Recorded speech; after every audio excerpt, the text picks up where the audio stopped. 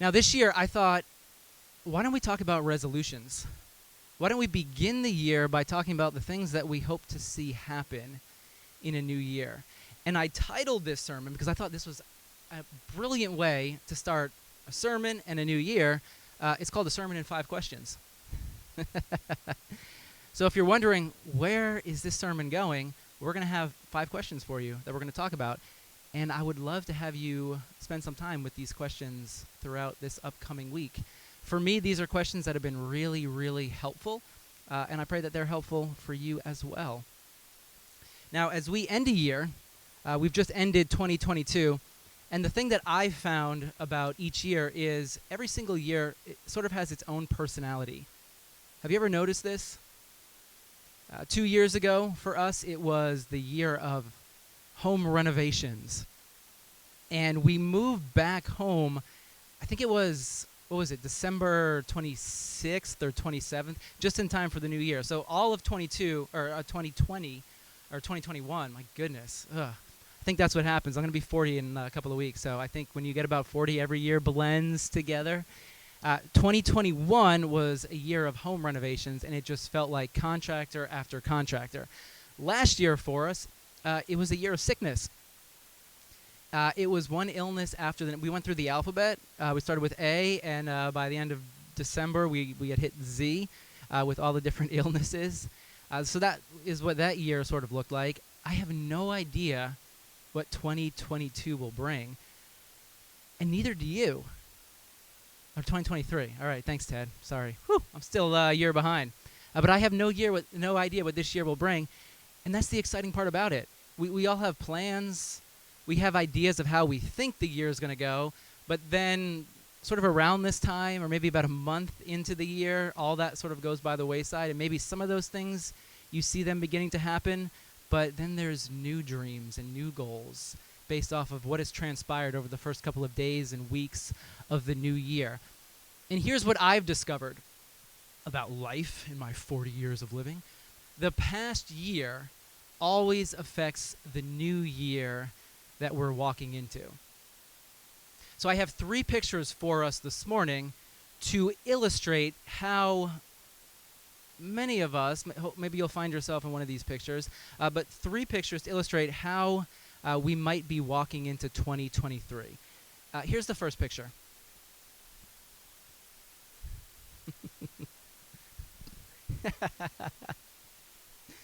The way I caption, best caption for this one? Who has the best caption? Hey, what is he, Italian? I like it. What else? Other captions? Ta-da. All right, like we're here. Here's how I caption this one. Bring it. Your arms are wide. Like, what possibly could this year bring? I can't wait to see what could happen. Does anyone find themselves here this morning, the first week? Actually, we're now January 8th. We're the second week. Anyone, you're like, bring 2023 on. I am ready. Right there. Here's another picture of what it might look like right now to be entering into the new year.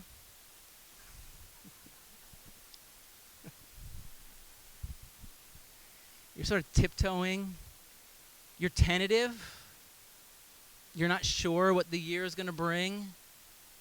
2022, maybe it was a mixed bag, and so maybe a way to describe this picture is cautiously optimistic about the year. I think it could go either way. You could be cautiously optimistic, or you could be kind of like when you walk into a pool and you dip your toe in a little at a time. You're like, all right, I'm going to slowly work my way into this year. Anyone find themselves here today? All right, we got a few takers for the second picture. All right, we're doing well so far.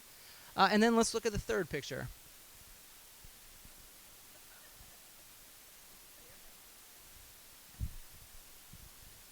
Yeah, we kind of laugh, but it's true. It's like, what's going to blow up this year in my face? 2022 wasn't really a great year, and I don't have any great expectations for what this new year will bring. Can I bury my face in my hand? Can I flip over in bed and just kind of sit this year out, and maybe I'll pick it back up a year from now?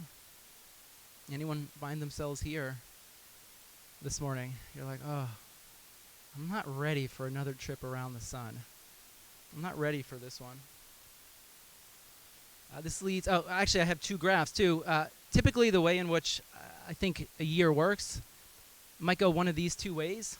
Maybe this is what the past year has looked like. There's some ups, there's some highs, there's some lows. And then by the end of the year, you're trending up, or maybe you find yourselves trending down a bit. Which leads to my first question of the day. Sermon in 5 questions. Question number 1. As we enter 2023, what are you carrying with you from last year? What are you bringing into the new year with you? I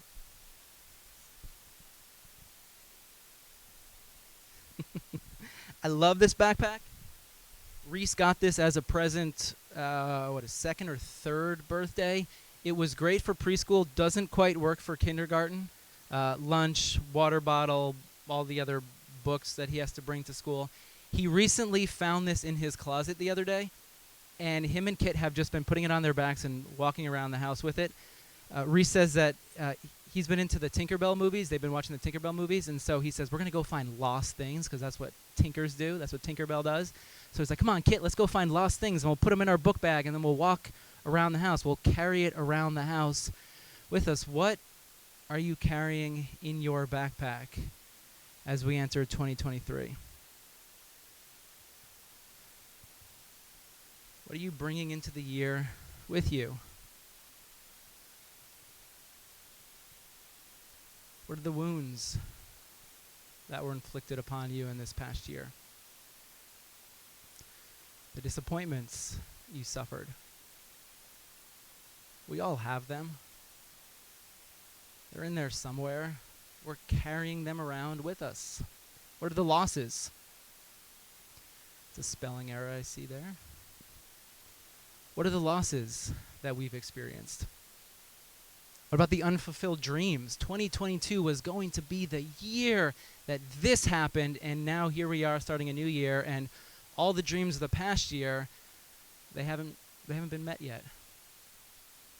What about the highs? Because I'm sure we've all had some of those as well, right? We've had the lows, but we've had some highs, some things to celebrate. So what were those celebrations? What were the good things that happened in this past year that are bringing energy as we enter into this new year?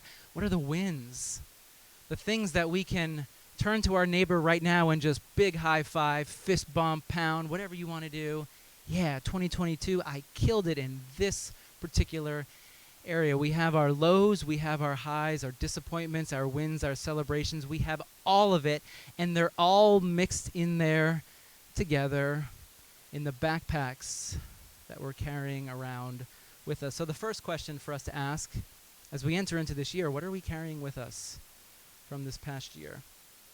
Now there's a verse in Luke that I love to revisit at the beginning of every single year because the wisdom of this verse, it is so profound and it affects me at such a deep level every single time I look at it, I read it, and I think about what it is saying. It's Luke chapter 9, verse 51.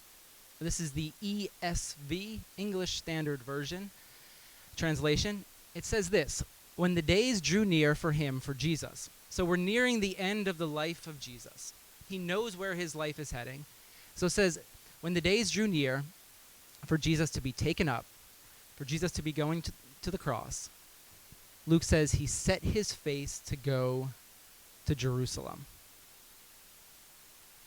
This phrase, to set his face, it means to firmly establish.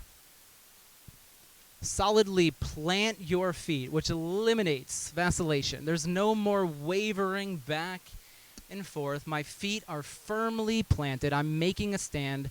Essentially what this verse is saying, what Jesus is saying here, by setting his face to Jerusalem, he says, I am going to Jerusalem. This, I know, this is where my path is taking me. I will not be distracted from where I know I have to go. By setting his face, Luke is saying that Jesus is making his intentions This is where I'm going. This is what I am going to achieve. Which then leads to our second question of the day. What are you setting your intentions on this year? Where are you setting your face?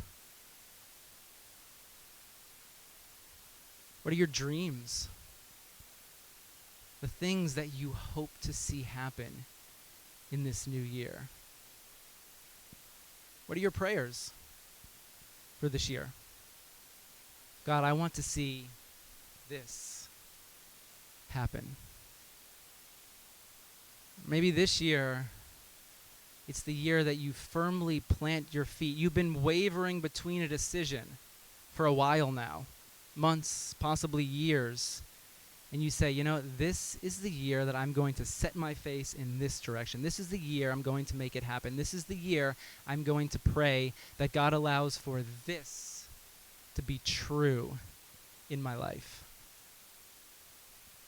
Now, let's look back at those 3 pictures that we had earlier on. Because when you think about this second question, setting our intentions, if you are at Bring It guy or the Italian guy over there, you're like, all right, this is great. This is good. Intentions, hopes, dreams, I'm right there.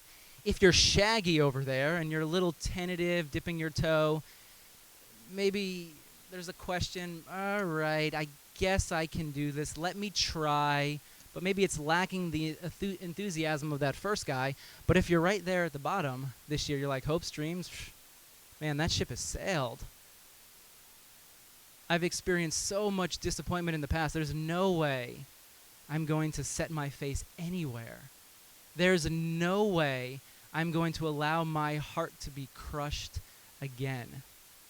And so setting your intentions, I'm not doing that because I just don't want to be disappointed.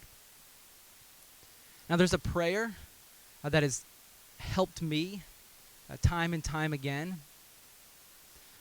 Whenever I find myself here at that bottom position or possibly over there with Shaggy, it's a prayer that shows up in the book of Ephesians, right in the middle of the book of Ephesians. And Ephesians is a book written by the Apostle Paul. He's writing to a group of people just like you and me, people who are human. Sometimes we forget that element of the Bible. We think the Bible sort of transcends our humanity. But Paul is writing to a group of people, they're like you and me, which means they're normal. Some of the people within that group, flying high, on top of the world, nothing could possibly go wrong. But then I guarantee you, there's other people in the group that he's writing to, they feel at the bottom. Setting intentions, hopes, dreams, they're like, Paul, no, just stop it, please. There's nothing for me to hope for. But the truth about every single person who is listening to this letter, who's listening to what Paul has to say, and I would argue it's the same for us when we peer into that letter 2,000 years later, we're reading Scripture. We're reading these letters. We're listening to what Paul and others have said because we're hungry for something.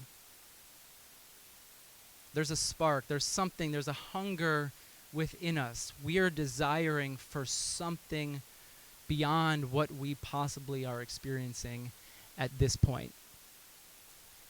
The people at Ephesus, like you and me, they're looking for something to put their faith in, something that will carry them through wherever they find themselves, whether it's to keep staying on the top or if they're feeling at the bottom, to slowly begin the ascent, to find something, some solid ground to stand on. Now, right in the middle of this letter, and I love the fact that this prayer is in the middle of the letter, because it's almost like Paul starts the letter, and then halfway through, he's like, ooh, you know what? Maybe I should encourage them a little bit.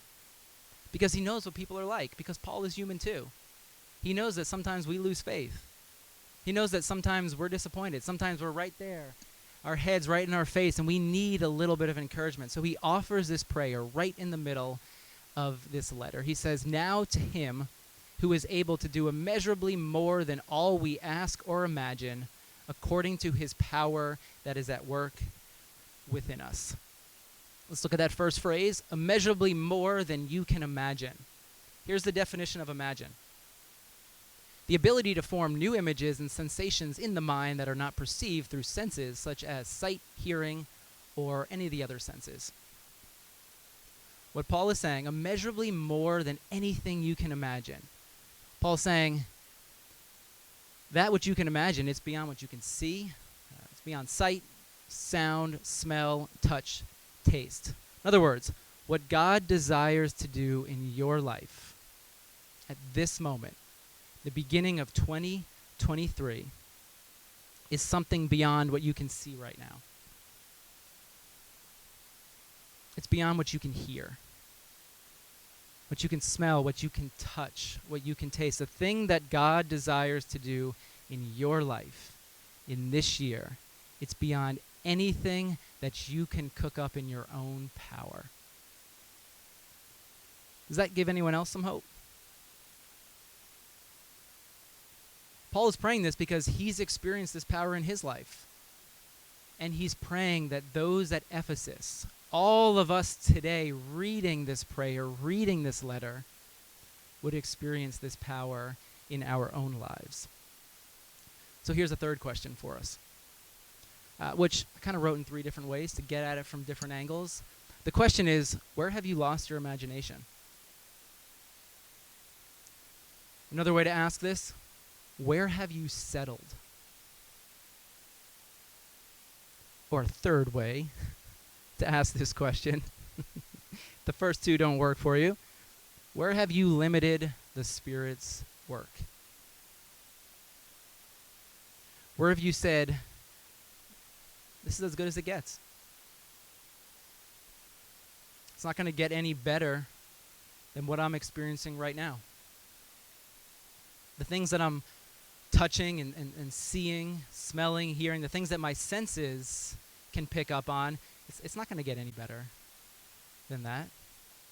This is it. This is reality. Where have you said in your life, the best is behind you? My best life, it's in the past. I've experienced it already. There's nothing new. There's nothing better coming around the corner. The dream, the thing I long for, it's simply too far out of reach. As we begin 2023, where have you lost the ability to dream? Where have you limited the work of the Spirit? Where have you settled and said, I'll never move beyond where I currently am? There's a poem that my 5th grade teacher made all of us memorize. It's a long time ago, 5th grade. We're not talking 2 or 3 years ago. We're talking, I don't even want to do the math right now. This poem, it has stuck with me ever since I heard it. It's a poem by Langston Hughes, great Black American poet in the 1900s. Here's the poem. Hold fast to dreams, or we could say, hold fast to imagination. Hold fast to hope. For if dreams die, life is a broken-winged bird that cannot fly. Hold fast to dreams, for when dreams go, life is a barren field, frozen with snow. That's a poem. Yeah, I've been carrying that one with me for 30 years. 25? For a while.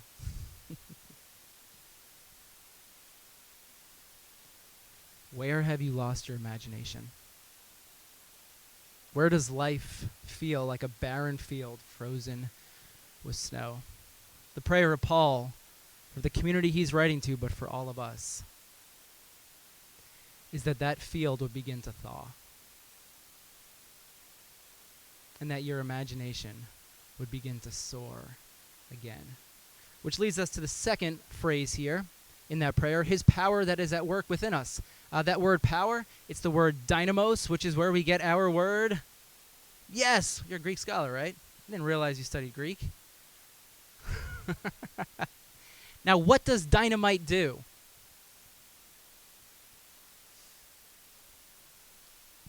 Blows things up. Sometimes the work of God is actually to blow things up that are in our way of becoming the truest expression of who we've been created to be. Fourth question for us. What needs to be blown up in your life? What needs to go? What are you carrying with you in that backpack? And it's not serving you well. It's actually limiting you. What in your life needs to be blown up this year? Dynamos. You need to have a bonfire. Oh wait, where are we? You need to have a bonfire in your backyard. What needs to be blown up? A limiting belief about yourself? Damaging habit? What about a lack of intention? Wavering? Not deciding? It's keeping you stuck. It's keeping you where you find yourself because you're not setting your face somewhere. You're not setting your intentions and then asking the Spirit to work with you in that process. Fourth question is, what needs to be blown up in your life? And then I love this. His power that is at work within us. Whose power is Paul speaking about? I'll give you a hint. It's not your power. So often we make it about ourselves, about what we can do in our own strength. And Paul's like, yeah, that's good. Yeah, it works. All right. But Paul's after something bigger. The power of the Spirit. The power of God at work within you. And here's what I find absolutely fascinating about what Paul has to say. First off, he makes it clear you're not alone because this power is with you. But it says that is at work. This is a present reality. And I think we often forget this. Especially when life isn't going the way in which we expect. We forget about the power that's at work within us. Paul is saying this is a present reality. Here's the truth. The Spirit is at work in every single one of our lives right now in this moment. The Spirit doesn't work when you work harder, pray more, read your Bible more, go to church more. I think that gives us a greater awareness. All those things help, giving us a greater awareness of where the Spirit is at work. But the truth is, the Spirit's always at work. As you begin 2023, may you come to trust this truth. There is a Spirit whose power, whose dynamic power is at work within you right now. Are you aware of where the Spirit is working? And this takes me to our fifth question of the sermon, of a sermon in 5 questions. What do you desire God's power to do in your life this year? The Spirit that's at work. The Spirit that's inviting you to knock, to ask. Maybe sometimes we don't see that power because we don't ask. Because our imagination is so stunted and limited. We limit ourselves to what God could possibly do, to what the Spirit could do in our lives, and so we don't ask. We don't ask for that immeasurably more because we've limited ourselves and our ability to dream and to hope. As you begin 2023, what are those prayers that you're carrying within you, and you have to give them expression? You have to voice them. Now, as we end today, as we begin a new year, I want to celebrate Eucharist, communion. It's an opportunity for us once again to collectively come to the table, be reminded of the grace of Christ that is upon us. And what I want us to do as we come forward this morning, as you take the bread and take the cup, as you remember the death of Jesus on the cross, I want you to bring those desires to the cross this morning. What do you desire the Spirit to do? May you come forward in humility, in fervor, bringing those desires and saying, God, here's what I need Christ to do this year. Here's what I'm hoping for. Here's what I'm praying for. Let me pray for us.